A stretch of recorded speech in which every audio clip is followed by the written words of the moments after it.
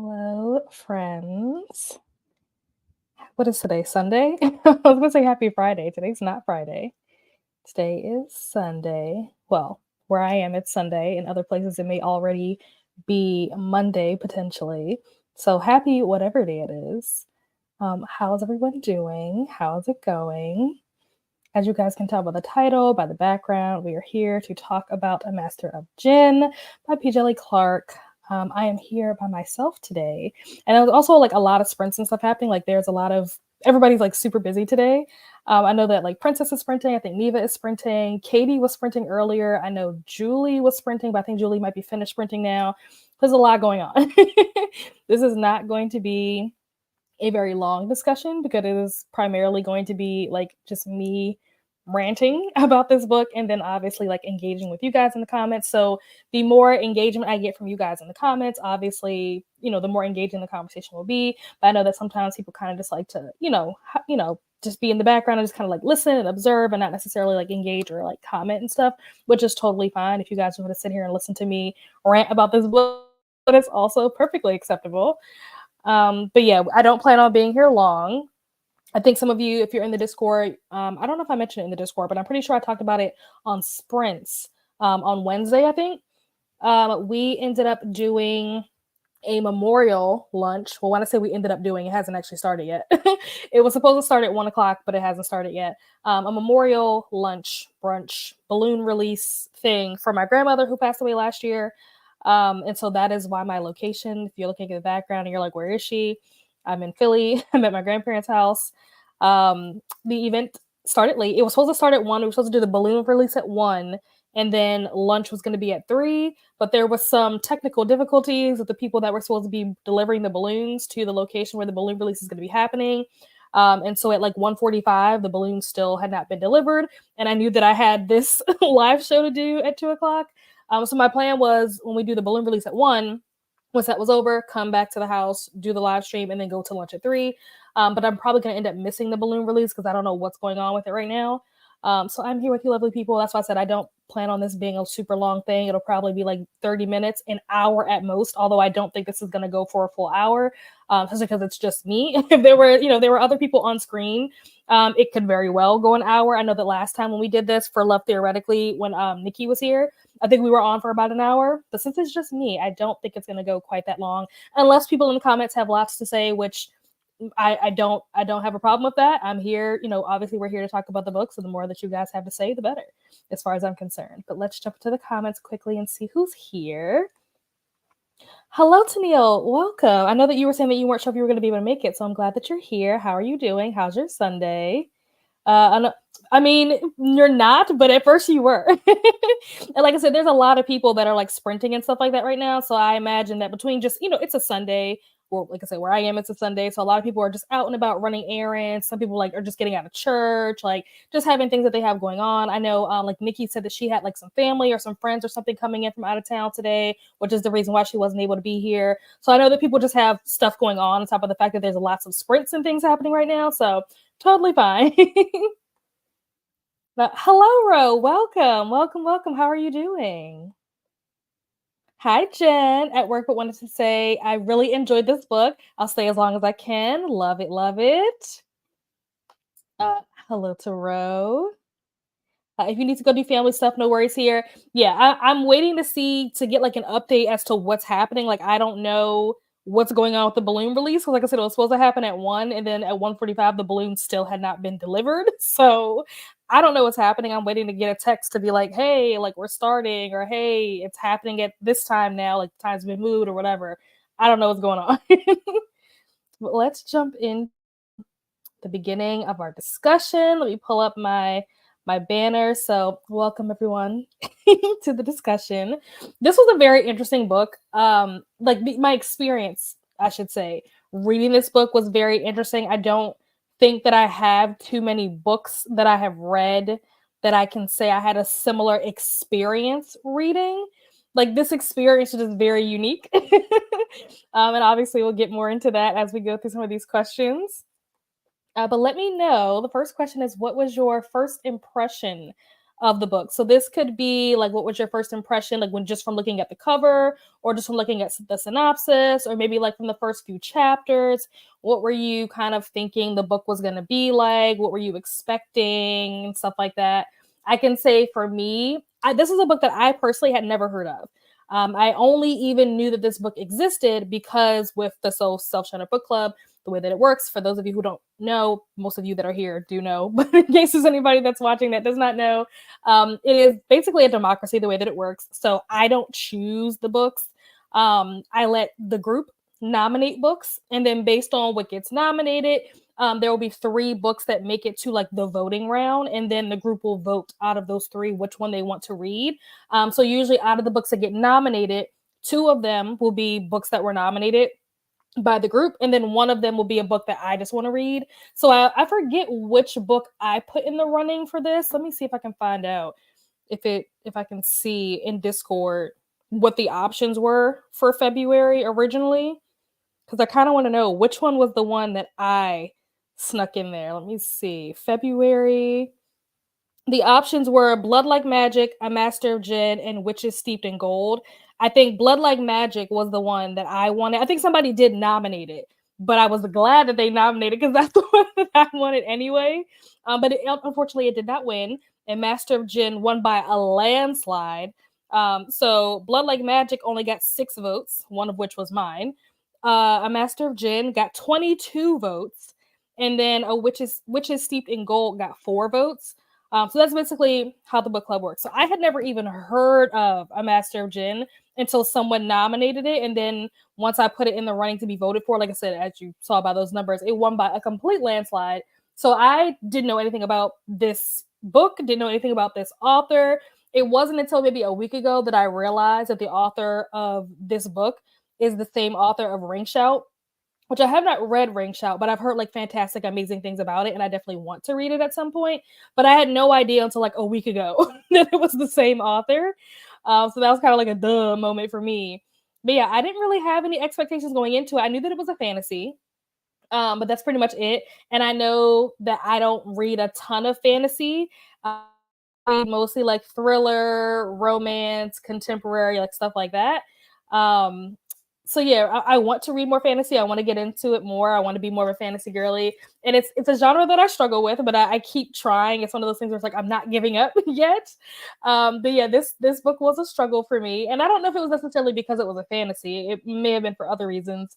But yeah, I didn't really have a whole lot of first impressions. I remember, I think it was for the January book tag that I did. That I think Rainey tagged me in the January book tag. And one of the prompts in the book tag was something like read the first page of a book, or summarize the first page of a book, or something like that. And this is the book, since I knew we were going to be reading it in February, that was the book that I picked to read the first page of. And the first page was actually really like funny because it was basically this guy talking about how he hated taking the stairs, and he was like, why would anybody take the stairs when you could just take the elevator? Like, that was pretty much the summary of the first page of this book. And so just based on that, I was like, oh, this is probably going to be like a really funny book or whatever.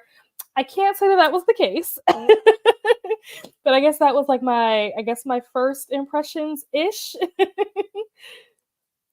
I had several false starts over the years of this book and almost unhauled it until it became this book club book. I could totally understand that because I would have DNF'd this book if this was not a book club pick.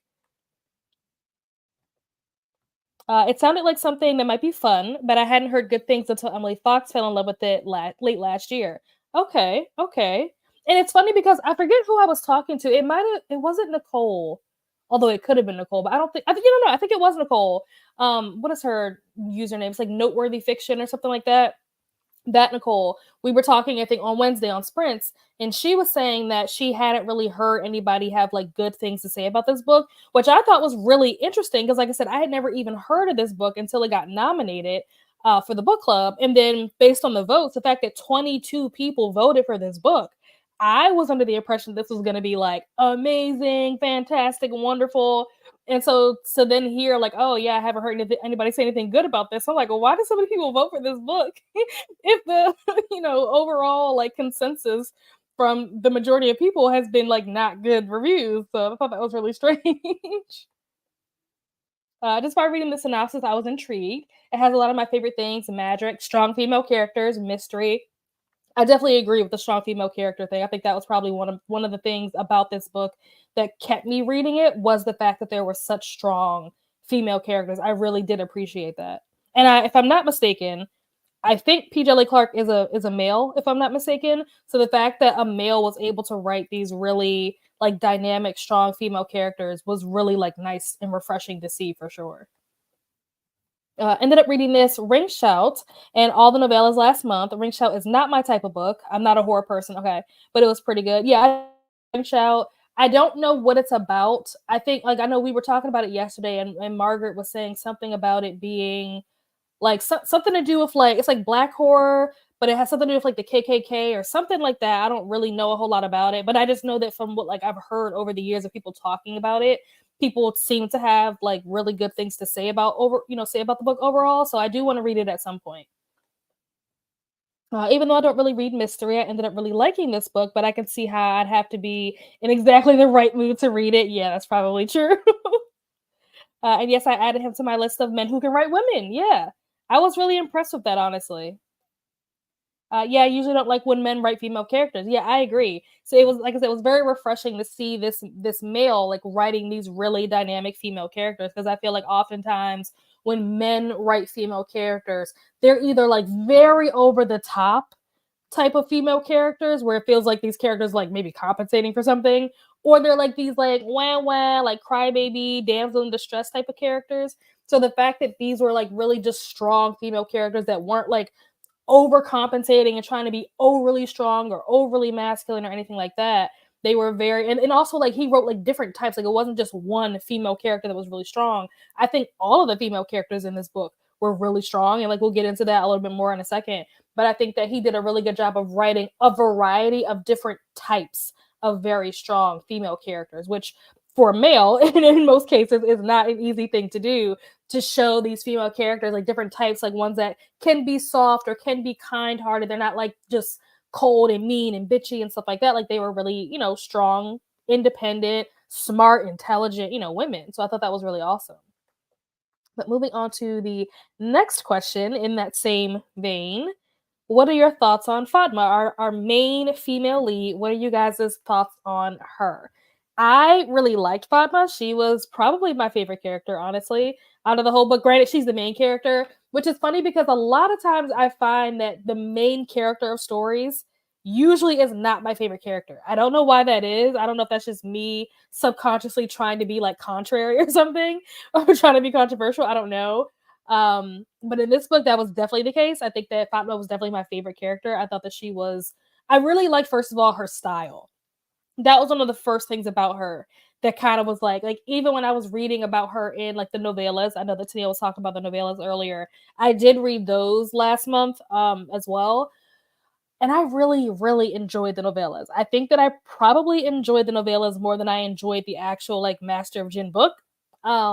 But even from the novellas, like when you're first introduced to Fatma and like she's talking about how she carries herself, her attitude, she's a very like no nonsense kind of person, and she's not necessarily like rude. Like I feel like a lot of times with female characters, they're either like very like no nonsense and they're like strict and mean and cold and stuff like that. I don't feel like she was like super cold. I just feel like she was a very like no nonsense kind of person. But I loved her style and like the suits and the colors and stuff like that, and how she purposefully like would buy suits from places that like weren't local because it allowed her to kind of like stand out. She wasn't wearing like the same like I think of like it's like trendy stuff like right now like what's trending right now probably like trench coats or sambas like those Adidas Samba sneakers or like the stuff that you see everybody on TikTok is wearing and stuff like that. I like the fact that she didn't fall into like those trends from her like region. She was like, oh, like I have traveled the world, like I've been to this country and this country, so I'm gonna get a suit from here, or I like this country style, I'm gonna wear this. I like the fact that she like mixed it up and was just very like unique and like very individual in the way that she dressed, the way she carried herself, the way she presented herself. I really like that. On top of the fact that she's brilliant, like in the way that she was solving these cases, absolutely brilliant. I thought that she did a great job in terms of like how she put stuff together. And she wasn't the only one. Like I said, we'll get into that in a second. But I loved how like smart she was. I love how resourceful she was. I think that she was really good at kind of like talking to people. Like as someone, like I went to school for like investigation. Like that's basically what I went to school for.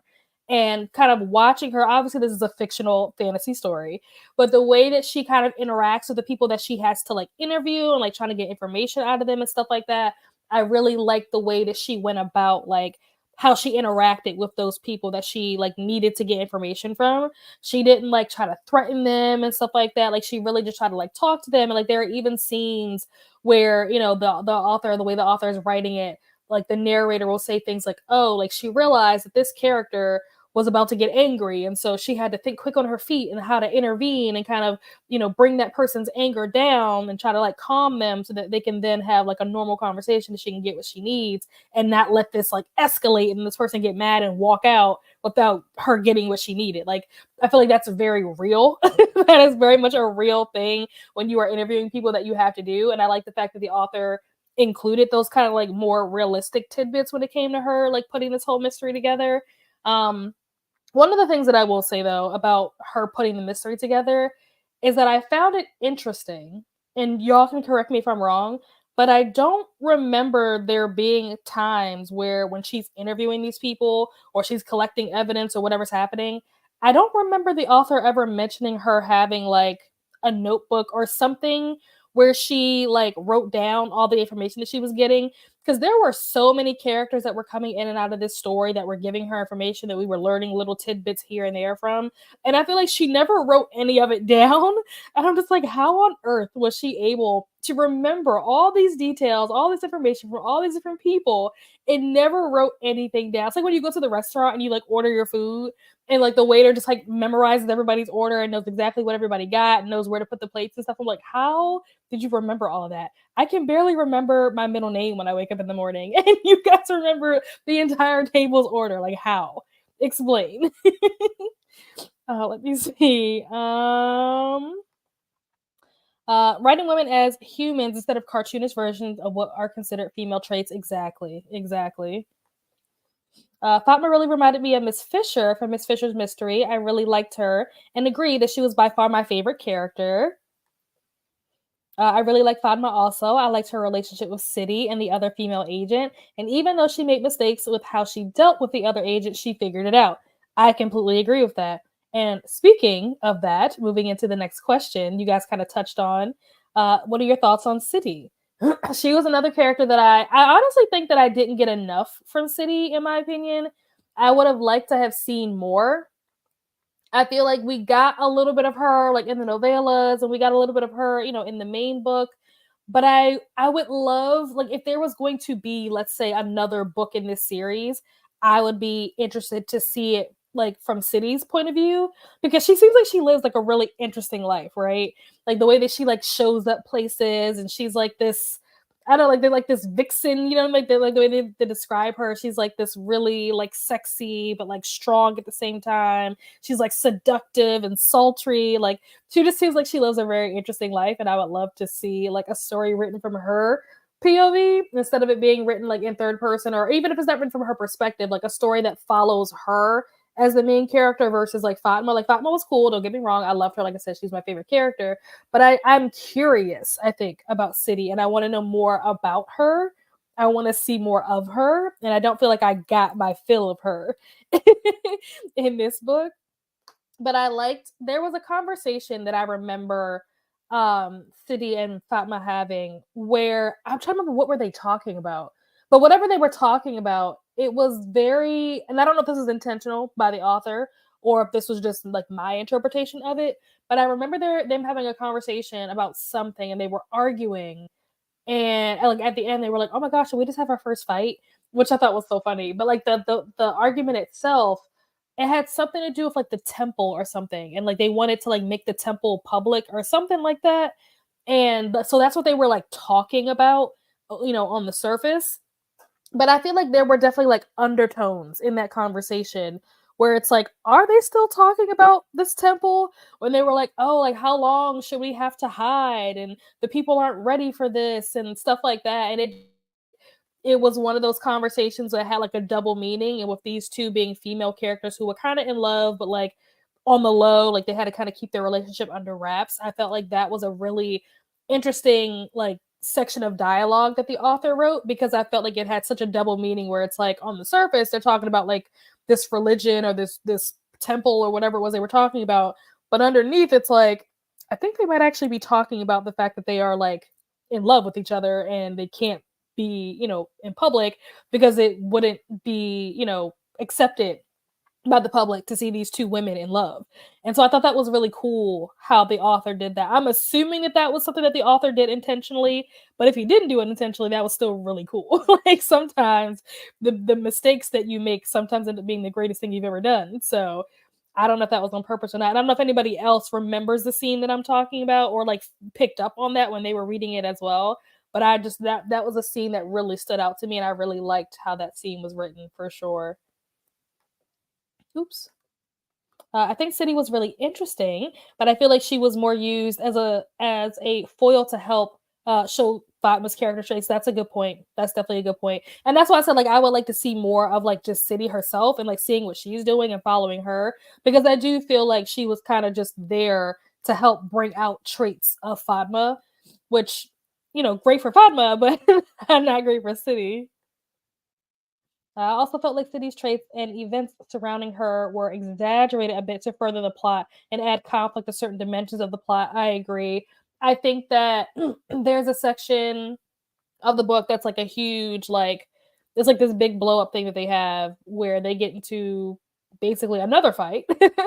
And it's because you find out that City is actually like half Jinn or something like that, which I thought was really interesting because one, I feel like again, kind of like what I was saying earlier about their conversation about the temple having that double meaning about like, them being like lesbians. I think also I this overall story and talking about the Jinn and the Master of the Jinn and the idea that like Abby and what was her brother's name? Arthur or Arnold? I don't know what his name was. But whatever, they were like how they came over here and their dad came over here and like started this cult group or whatever. I feel like there was a lot of like little hints being dropped here and there, kind of alluding to and I think they even say it actually in the book. I think they only say it once, but they refer to the word like colonizers, like they actually use that word at some point in the book. I forget exactly where it is, but I'm pretty sure they use that word. And so I thought that it was interesting that I feel like the Jin and like Abby and her family kind of represented that idea of like the colonizers kind of thing. And so this issue that comes up where you find out that City is half Jin, it's like, okay, well, the underlying message here is like, okay, is she like half colonizer? You know what I mean? Is that what you're trying to say? Is that what you're getting at? I feel like there were definitely like some underlying messages in this book. And I would be curious to know if there are any videos like on YouTube, if anybody kind of like digging into that a little bit more. I would definitely want to watch those if those exist. I don't know if they do, but that would be something that I would definitely be interested to see, as somebody kind of like reading between the lines with this book and kind of pulling those things out and like bringing them to the forefront for people like me who read the book but maybe didn't pick up on all of that. But yeah, I thought that was really interesting that she ended up being half Jin, and how that was like such a big thing for their relationship, and how that had Fatima kind of looking at her sideways. I mean, granted, she tried to choke the living daylights out of her, so I would be looking at her sideways too. But I think that it took Fatima a lot to separate what City did and like understand that like she was not in control, but also feeling that betrayal, because it's like, why didn't you tell me that you were a Jin? Like, why am I just now finding this out? Why did I have to find this out by you choking me almost to death? You could have just told me. we could have addressed this. So I thought that was really interesting, and I definitely think that I didn't love the fact that that was what the direction that the character went in. I think that she certainly redeemed herself by the end of the book, don't get me wrong. But I didn't really love that that was the direction that her character went in, because, like you said, Tennille, I do feel like they were kind of just using her and like their romance as a means to push the plot forward. And I don't know, I feel like there was probably a better way that that could have been done, if that makes sense, where the romance could have been the romance and the plot could have been the plot, instead of trying to use City's character and their romance to push the plot forward. I don't know if that makes sense what I'm trying to say, but I wasn't like in love with the direction that City's character took at that point. I like the redemption arc that she got by the end, but that moment, that twist where they have like this falling out, I'm just like, it almost felt like a very forced third act conflict, if that makes sense. It was like we had to find a reason for them to have a conflict, and like this was the reason. It's like, okay, sure, we'll go with it. Definitely lots of double meanings in this, both commentary on LGBTQ themes, race, and socioeconomic disparities. Yep. I'm glad I wasn't the only one that was kind of picking up on that. There's definitely open discussion on those themes and using the Djinn as a model to start the discussion that some people might be triggered or shy about discussing otherwise. Yep, I agree. I agree. Let's see, what is the next question? So I kind of touched on this already, but the romance between City and Fatma, I I had a hard time like buying into their romance. I liked their banter. I did enjoy their banter, and I did like them together. I feel like there was just something kind of stiff about their relationship. I don't really know what other word to use, but something about their relationship just felt kind of stiff. And that's why when the whole "oh, she's a half Jin" thing came up, and it was supposed to be like this big, like, "oh my gosh, I can't believe it" kind of moment, I was just kind of like, okay, like I'm just like, am I supposed to care that she's half Jin or that they're having this falling out? Like, I don't really care. I don't even know why they care. It's not even that deep. Like, I don't know. I just felt it was kind of it was missing something. I don't know what it is. Like I said, the banter was good and I did like them together. I wanted them to be together. I was rooting for them for sure.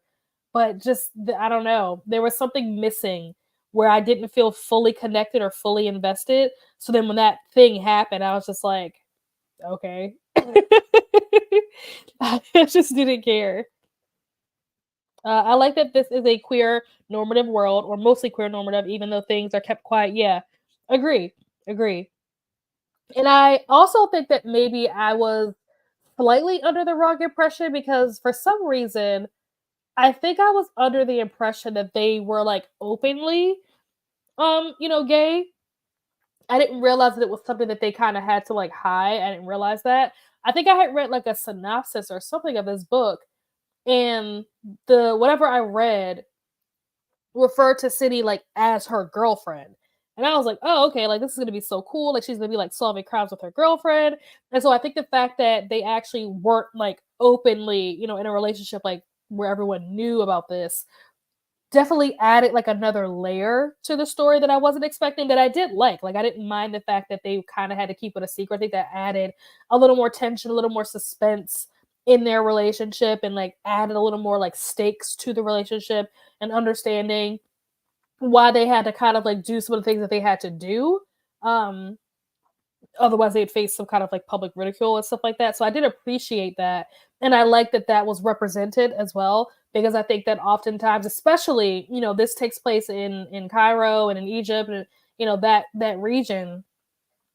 I think that things there are obviously not as progressive as they are like in America or in the UK or in Canada and stuff like that. And so I like that that was something that was represented where it's like these two women who love each other and they're both really great people just in general. It was kind of sad to see that they weren't able to be fully out and proud and be able to display their love without feeling like they were going to be publicly ridiculed for it.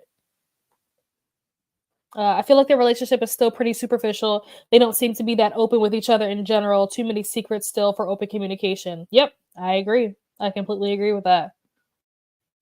Let's see, what is the next question? Thoughts on Hadia. So Hadia, for those of you who may not remember, was the partner that Fatma got that she wasn't expecting, that kind of just showed up one day and was like, hey, I'm your partner. What are you guys' thoughts on Hadia? Now, I personally, at first, I didn't like her. Mainly because I was suspicious of her. I didn't like the way that she like showed up. The way that you first meet her, she just kind of like pops up like, hi, and I'm just like, who is this bitch? Like, what is she doing here? And I thought that maybe she was a bad guy. I was like, I don't know if I like her. I don't know. But I think it was after she like moved into the office and like her desk was like in the same office with Fatma's desk and they had this conversation. Um that, by the way, is one of my favorite parts of the entire book. There's a conversation that Hadia and Fatma have together where basically Hadia is like reading Fatma to filth and being like, of all the people that I thought was going to give me a hard time about being an agent, I certainly didn't think you were going to be that person.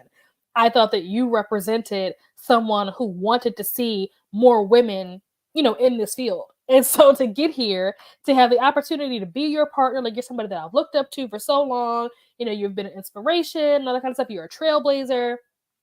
To be able to be your partner was like amazing opportunity. And then to get here and you basically shit on me the whole time and you don't want to have anything to do with me, it's kind of messed up.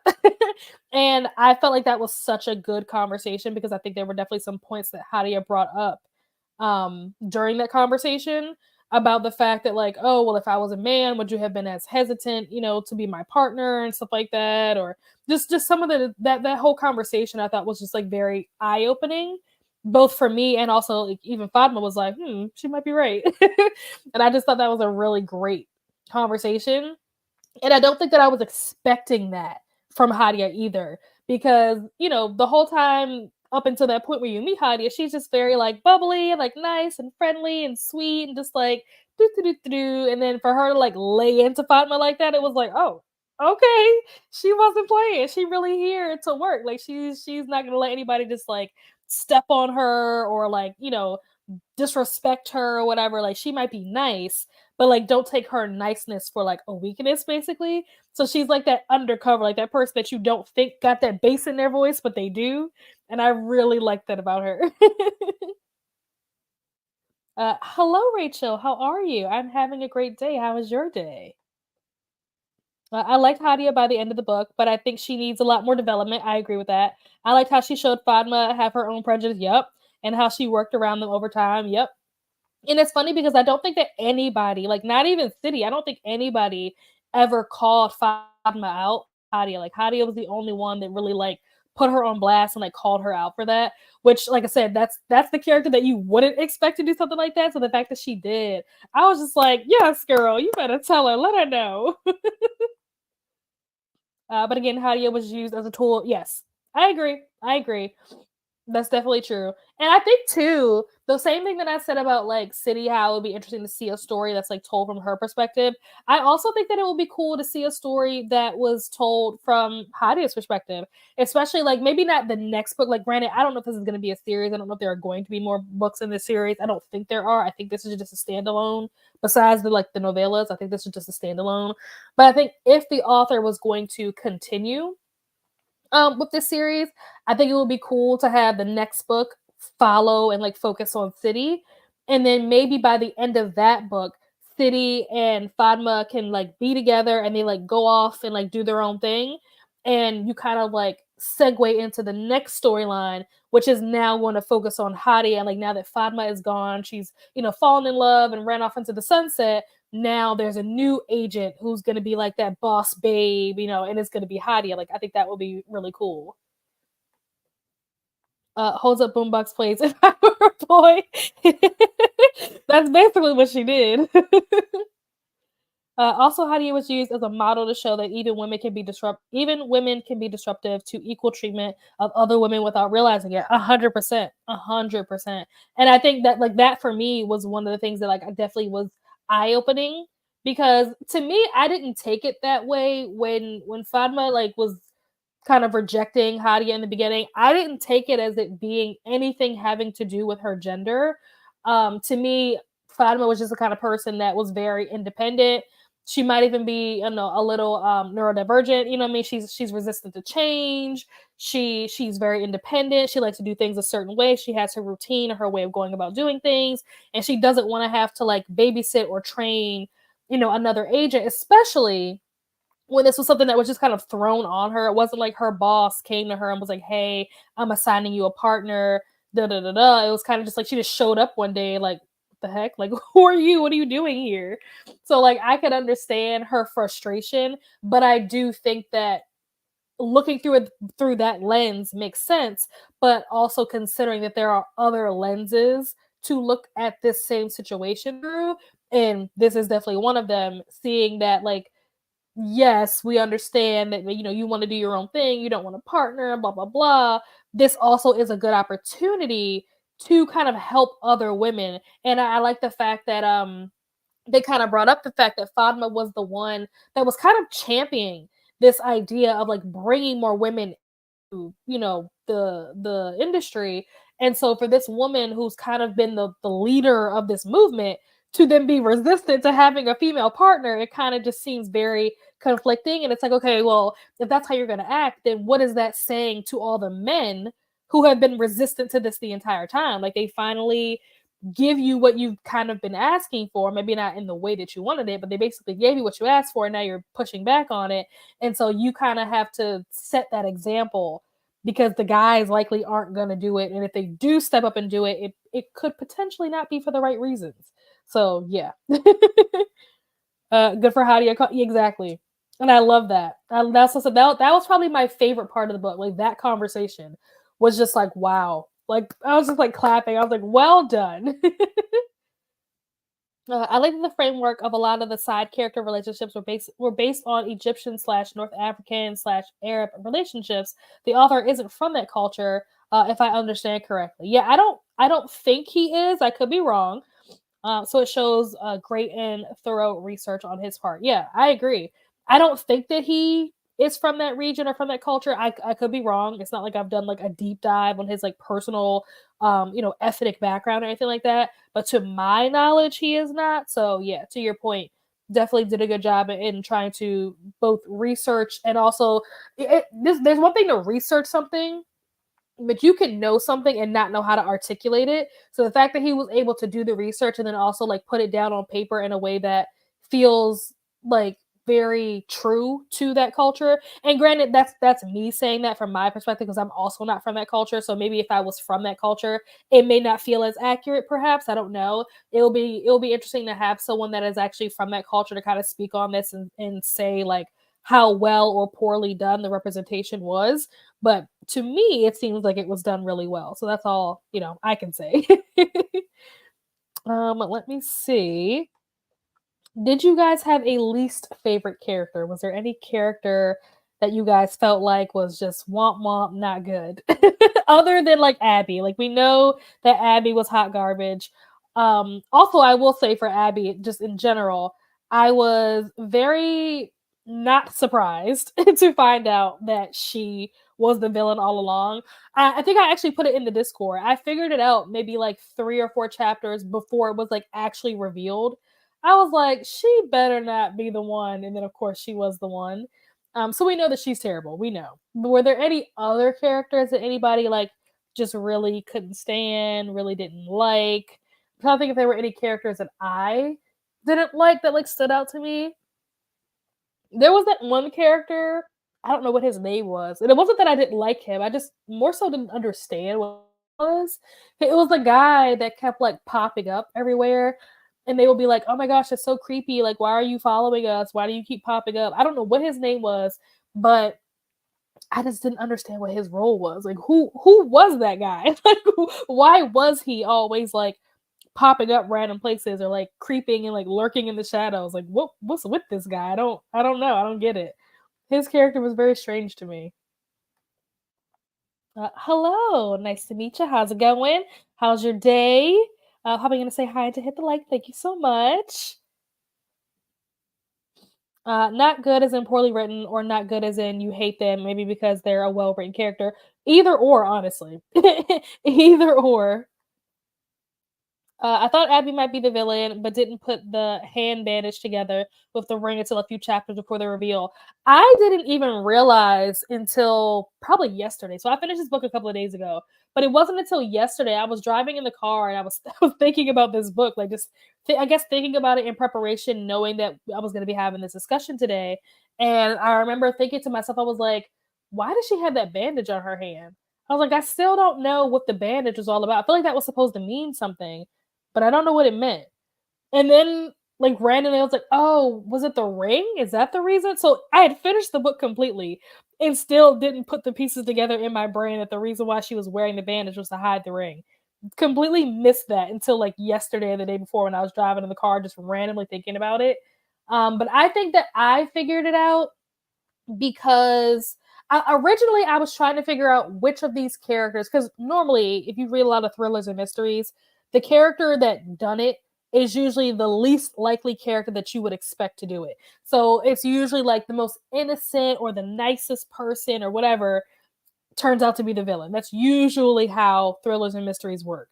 And so I was trying to think who is like the nicest character, the most sweetest, most innocent character that you wouldn't expect to be the villain. And that's why I thought it was maybe going to be Hadia. I thought that like she was the one that was like on my radar for the longest time because she just seemed to have such pure intentions and I have trust issues and I'm like, I don't believe you. So I was on the Hadia for a long time, but it was something that happened in chapter 22. I don't remember exactly what happened, but I remember thinking back when I was reading chapter 22. I remember thinking back to the whole thing where they were like looking through like the journals or the ledgers or something, they were the receipts or something that they were looking at, and it had like initials and stuff on it. And I was like, A W. I was like, wait, Abby. Abby's initials is also AW. It's Abby. Like that was like how my brain worked in that moment. I was like, it's Abby. I was like, you know what? If it's Abby, I'm gonna be so mad. And then it turned out to be Abby. Maybe it was like Ahmad or Ahmad or I don't know what the guy's name was, but he just like kept randomly popping up places, and they would always say to him like, "Dude, like that's so creepy." And I still to this day like don't understand like why was he doing that? Like why was he being weird like that? Why didn't he just like call or be like just go up to them and be like, "Hey guys, like well how's it going?" But don't be like creepy in the shadows and then randomly pop out and say something and scare everybody half to death. It's just weird. Only just joined your club, so haven't read the book, but had FOMO, so I'm here anyway. No worries, Laura. How's it going? Have you read the Devabat trilogy? I have not. I think it was inspired by that since there's a lot of similar mythology. Ahmad, I think, was the avatar of the crocodile. Yeah, they mentioned something about him being like a crocodile or something towards the end. And I was like, what? I was like, is he a crocodile? Like, what is happening right now? I was so confused. Kind of the chosen. Okay, okay. That makes a little more sense. Because I was very confused by his character. Because, yeah, I do remember towards the end, like, this was like after the like robot thing like came out of the ground and stuff like that, and they were like trying to stop Abby and her friends. Like they said something about him being like a crocodile, having like a crocodile snout or something. I was like, wait, what? I was like, did he always have that? Hello, Laura. Yeah, him being weird kind of stuck out like a sore thumb. Once could be funny, but it was you exactly. It happens so many times that I'm like, I feel like this is does this mean something? Is this some kind of like significance? Did I miss something? Like you said, like the first time it was kind of funny. Even the second time it happened, it was kind of funny. But it happened like 5 times, and I'm just like, why does this keep happening? I thought I was missing something. I thought that there was some kind of connection I was supposed to draw, or some kind of like reference to like one of the novellas, like something I was missing that was like going over my head. I was so confused. But let's see, what is the next question? Which character do you most relate to and why? I can say for me, the character that I most related to was definitely Padma.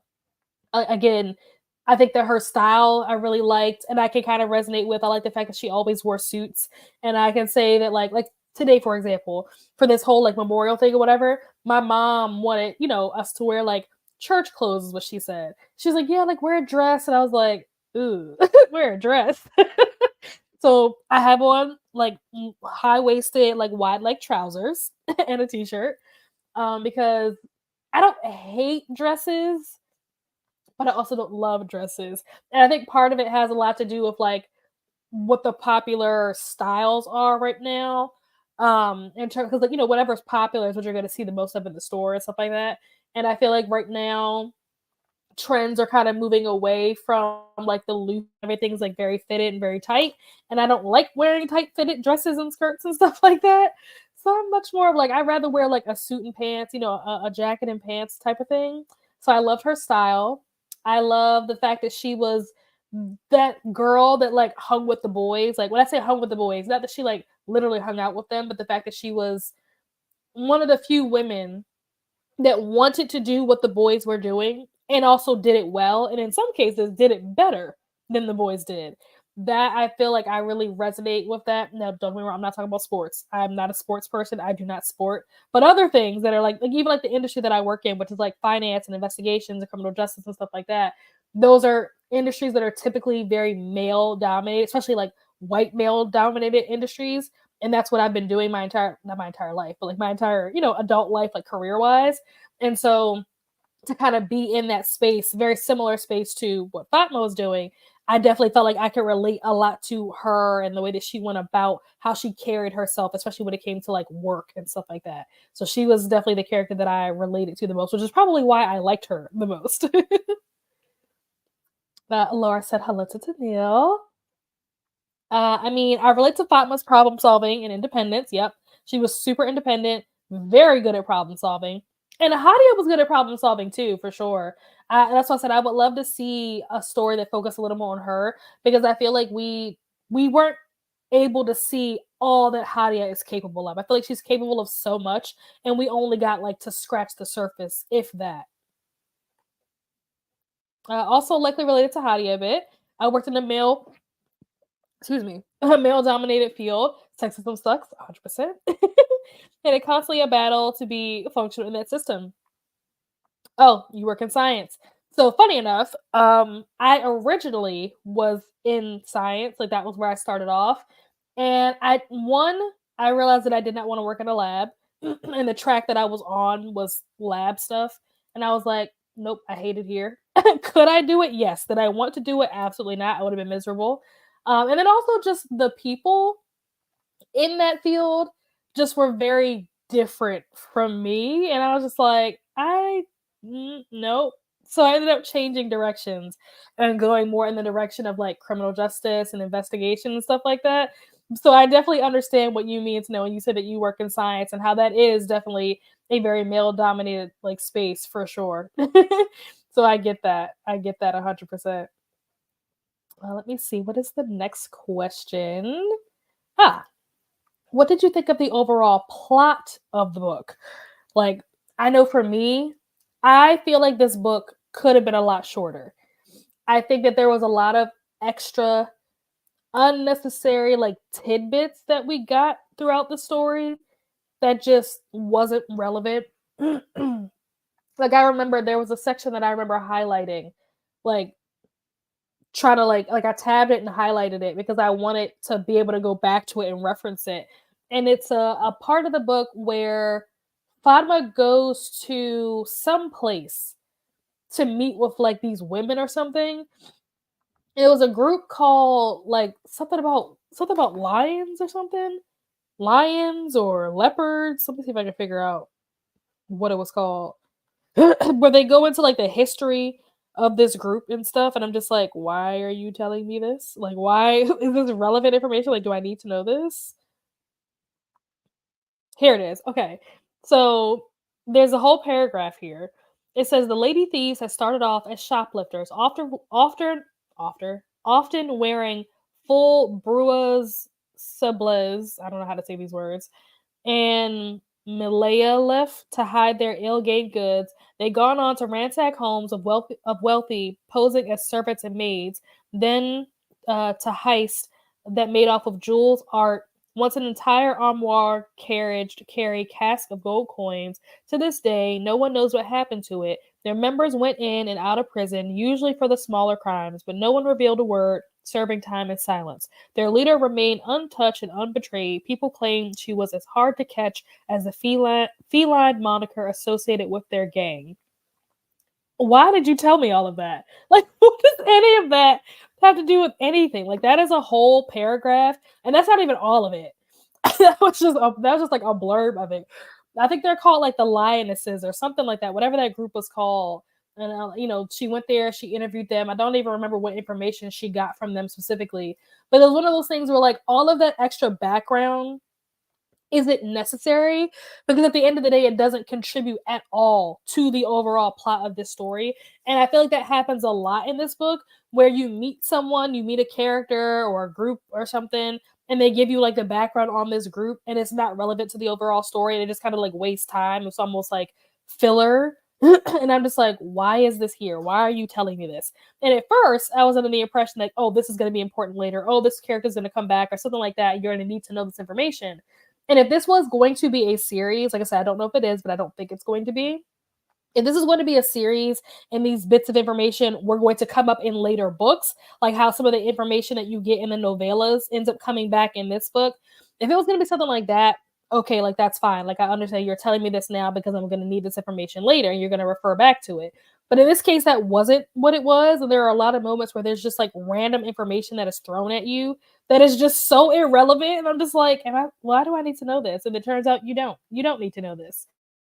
That was kind of annoying. I think if you get down to like the crux of the actual plot, you know, the murder, the ring and Abby and her family and the reason, the Djinn, like all that stuff, cool. But there was so much like extra stuff in this book that I feel like didn't need to be here and did not contribute to the overall plot that made kind of the plot a little muddy because there's all these like extra information things that are happening. You're just like, why? Why do I need to know this? Why are you telling me this? Is this important? Is this important? Is this important? Like you never even know what is or what isn't going to be important. And maybe that was the author's way of like trying to like throw you off so that you can't like guess who done it kind of thing. Like if I give you a bunch of information, it'll take the reader more time to parse through what's important and what isn't. But that wasn't the case for me because I still figured it out. So it was just annoying to me. I think it started slow, although I'm used to that in more classic fantasy, and got a bit fast as slash a scramble at the end. If the pacing was improved, I think it would have been better. Yes, I agree. I think the pacing was weird. It really was. But yeah, it was like the leopards or the leopardess or something like that. I'm just like, why are you telling me this stuff about these people? Like, I don't care. I feel like there's more world building that needed for a standalone. So I wonder if it was meant to be part of a series but got abandoned. That's a good point. That is a good point. Perhaps maybe he wrote it thinking that it was going to be a series, and then something happened, and it ended up not working out. That would be interesting. Now, if that was the case, I'd be like, okay, I'll give you that. I'll give you that if that is the case. But if that is not the case, like you said, it's way too much world building that just isn't necessary. It really wasn't. And I honestly think that this book would have been more interesting if all of these little like moments where you're getting all this extra information, like this whole story about the leopardess cult group, whatever, that could have been like another novella. That would have been a fun novella to explore. And rather than you just telling me the history of this group, show me, like, write a story that shows me the history of this group and now where they are today and a new mystery that has to be solved or whatever like that. I think there are a lot of moments in this book that have very similar situations where you're getting background on something that ends up not mattering in the end. And it's like that could have been like a novella that would have been really fun to read because you could have spent more time and really developed it. I don't normally read mystery, but with fantasy books, first often have a ton of world building. Yeah, that makes sense about detail. Yeah, I thought that maybe that's what he was trying to do, and I'm like, bro, it didn't work. It didn't work. Let's see. What's the next question? Well, we kind of talked about this already, but what did you think of the pacing? I think we both kind of agreed that the pacing wasn't great. There were definitely like stretches of time that was kind of just like, like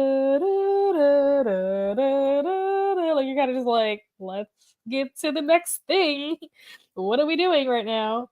So yeah, the pacing definitely was a little off. And I think that I don't know how many pages this book is in like physical print because I listened to it on audio and I read it as an ebook on my Kindle. So I don't know. I wonder if I probably could look it up to see like how many pages this book is in print because I'm curious to know how many print pages it is because I definitely feel like it could have been shorter, like significantly shorter. Probably about 100 pages shorter at least. Let's see. Will Goodreads tell me? It says it's 438 pages. I think this book could have been 350, 370 tops. And we would have been great. Would have been a vibe.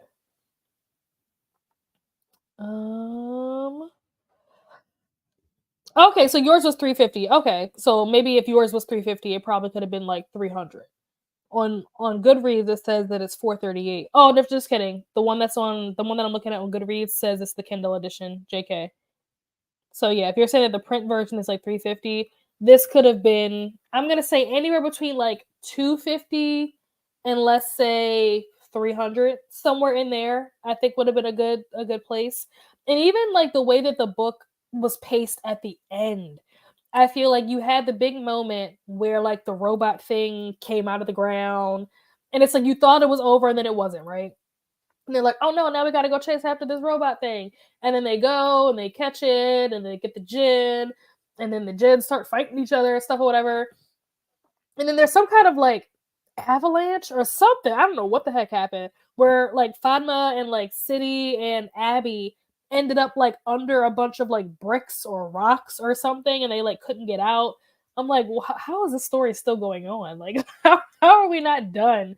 Then you had like the Jinn like fighting each other and like, yeah, we're gonna band together and take over our land again. And they're like, no, we don't like the it was like the Nine Lords or something came, and the Nine Lords were like, "Yeah, like join us, and we're gonna take over the Earth again, or whatever." And I'm just like, this could be another story. Like, we why is this still going? Like, can we be done with this? It was almost like that song that never ends, where it's like every time you think it's over, and then they keep going. If you've ever been to like an opera or a musical or even like gospel music, a lot of times does this where it's like you think the song is over and then they just bust out and start singing some more, and it's like, oh, just kidding, it's not over yet.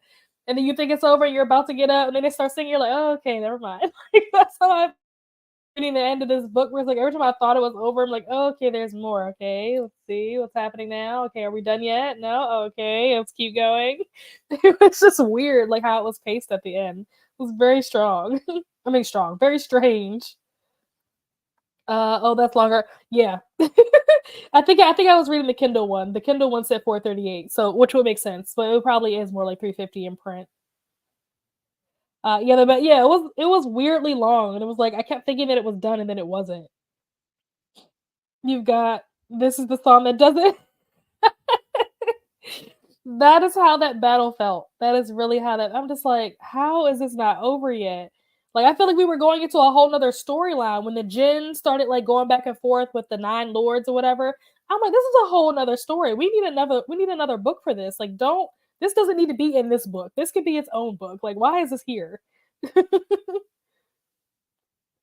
Let me see. Okay. What was the most surprising moment or your favorite moment? I said what mine was already. My favorite moment was the conversation that Hadia and Fatma have where they're talking about like women entering the workforce and being more accepted. And I also like the fact that you get if you read the novellas, and I think it's I don't know if it's the first one or the second one, or it's either the first one or the third one, I forget. But they talk about the fact that women recently got the right to vote, which I thought was great. I think this book does a lot to kind of uplift women, and I really like that. Even though some of these female characters were kind of used as pawns to show character traits of the main character, the characters in and of themselves still were very strong and kind of like uplifted each other and stuff like that. And then when they didn't uplift each other, they were real quick to point that out. So I really, really liked that conversation between the two of them. That was definitely my favorite part. That I think is a conversation that if I were to ever like talk about this book in like outside of the context of like, oh, we're talking about it for book club, if I were to ever like reference this, I feel like the reason why I would have referenced this book is because of some of those conversations that happen around women being accepted in the workplace, women being accepted in fields and industries that are predominantly male dominated fields, because I think that this book just really did a really good job of like talking about that and discussion around that. I think was just really good. I like that Hadi and Fatma moment too. There's a bunch of moments that are pretty good, I think, but also some that were great. Yeah, that's fair.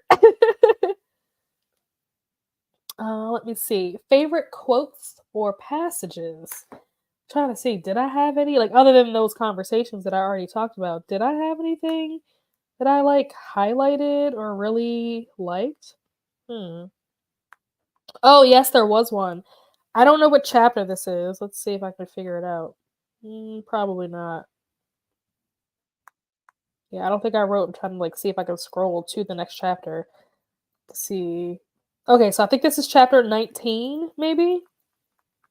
So in chapter 19, they're talking about secrets. And I think this is maybe right after we find out that City is half Jinn. And I don't remember who said this, but it says usually secrets we keep deep down ain't meant to hurt other people. Not saying they won't, but not through intentions. Those deep secrets we hide away because we're afraid of what others might think, how they might judge us if they knew. And nobody's judgment we're scared of more than the ones we give our hearts to. Besides, everybody's got secrets. I really liked that. That was just like, oh, like that just really like touched me. That was the one like quote where I was just like, if I was gonna like print out a bunch of quotes or have a bunch of quotes on my wall or something like that, that is one that I would want to like join the lineup because I really like that. I think that that was so like true that it's like there are often times where people hide things and it's not because they're trying to hurt someone. It's more because they're trying to protect themselves. And not saying that that makes it right or anything like that, but it's not like they were intentionally trying to hurt. And it kind of like puts the shoe on the other foot because it's like, okay, think about a time where maybe you were hurt because of a secret that someone kept from you. Could it be that that person wasn't actually trying to hurt you by keeping that secret and maybe it was more about them than it was about you? And it just kind of like put me in that space where I was just like, huh, I never really thought about it like that before, although this is extremely true. Never considered it, but this just changes my perspective on things and I really like that passage. Oops. I don't really make notes of quotes or passages, so I've got nothing. Do you have to go do family stuff? Don't want to be late. No, I'm still waiting for the phone call to tell me like what we're doing. I still don't know what's happening right now. But we will be ending soon. I think I have like two more questions and then we'll be leaving. I remember that quote. I like that. There's likely quotes that I liked and appreciated, but just don't make note of them. Yeah, if there are quotes that I think really stand out to me, I do try to make a note of them. Because at some point I would like to get like, I don't know, a blanket or something made at some point. I don't know what exactly I would want to have made, but I want to have like something made eventually that has like a bunch of like my favorite quotes from like different books that I've read. I think that would be really cool to do at some point. Let's see.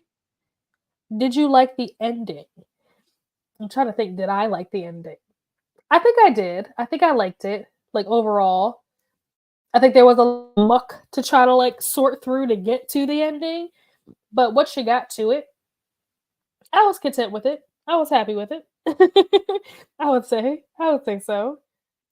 I think that if you could like sift out all the extra stuff in the book and just follow like the main plot line, I think the story would have been really good. I really do. I kind of like the ending, but I think Abby got a bit mustache twirly at the end. I can agree with that. I can agree.